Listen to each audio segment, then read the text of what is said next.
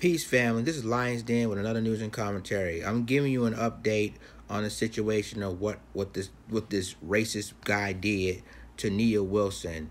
Now, this is thanks to this is an article from the Atlanta Black Star. John Cowell's family mourns murder of Nia Wilson, but insists Cowell suffered from mental illness for most of his life.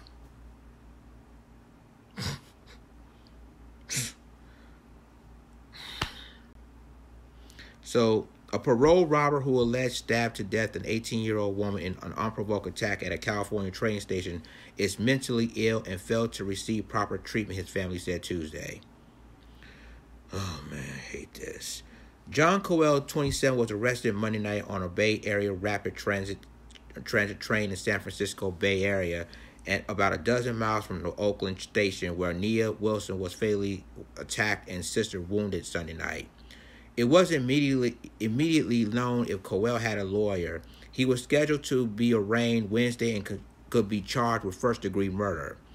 Authorities haven't released a motive for the attack, but Cowell family told KRON-TV in a statement that he suffered from mental illness most of his life. Cowell has been in and out of jail without receiving proper treatment, the family contended. Records indicate Cowell received serving 2 years for second-degree robbery and also had convictions for battery, being under the influence of a controlled substance, and assault with a deadly weapon, the East Bay Times reported.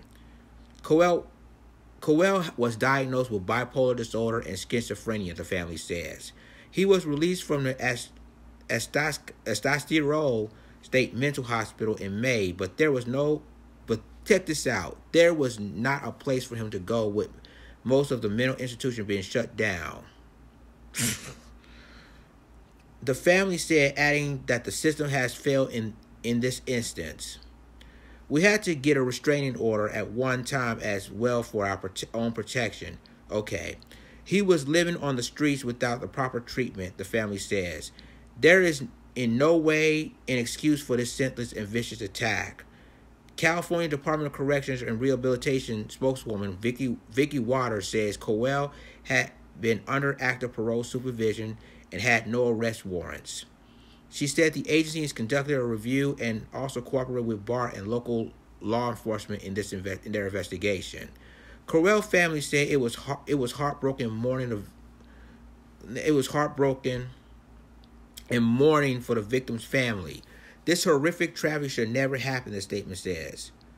First and foremost, we want to let the Wilson family know that our hearts goes to them and are mourning for your loss. This horrific tragedy never should have happened. Unfortunately, John has been suffering from mental illness most of his life. He's been in and out of jail and has not had a proper treatment. When he was released from the Estacadero State Mental Facility inside Estacadero State Prison on May 8th, there was not a place for him to go, most of the mental institution being shut down. Knowing that he was diagnosed and being bipolar and schizophrenia, the system has failed in this instance. We had to get a restraining order at one time as well for our own protection. He was living on the streets without the proper treatment. There's no way an excuse for this senseless and vicious attack. The Concord home in which they kept referring to is John's aunt. He did not live there, as he was a transient as reported. She has had death threats and constant harassment. She too has lost 2 sons at a young age to a tragic death.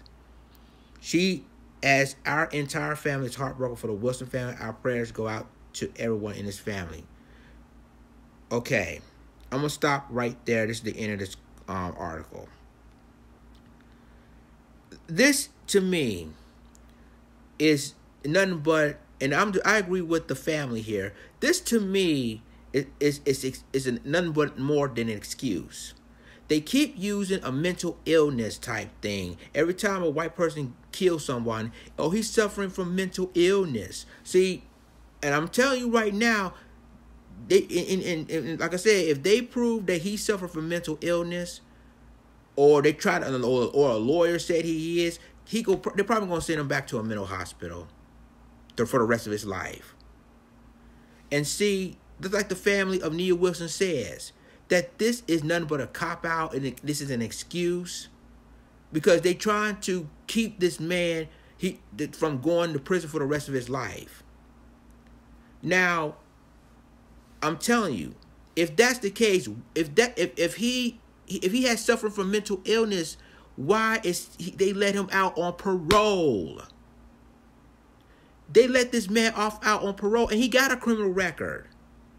So when he went out, he took the BART train. He saw 2 black sisters, and so he decided to slit one of them on the throat, which is Neil Wilson, who passed away, and try to cut and injure her sister. But yet he suffered from mental illness. But yet but like I say, he's competent to kill one daughter and injure another, but now he's crazy. And now he's suffering from mental illness for most of his life. He shouldn't be out in the first place.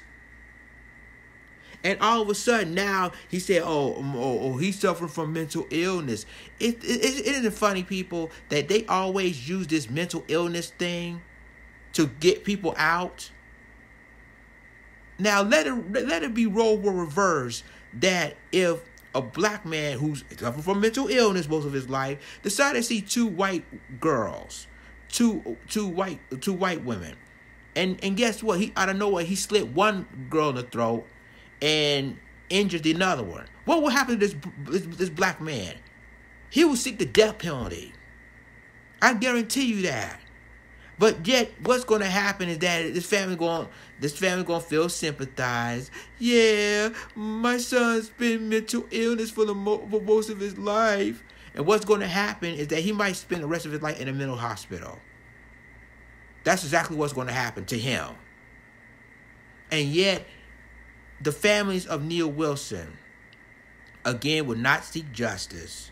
If that happens, will not seek justice for the death of their daughter and their sister and their family member.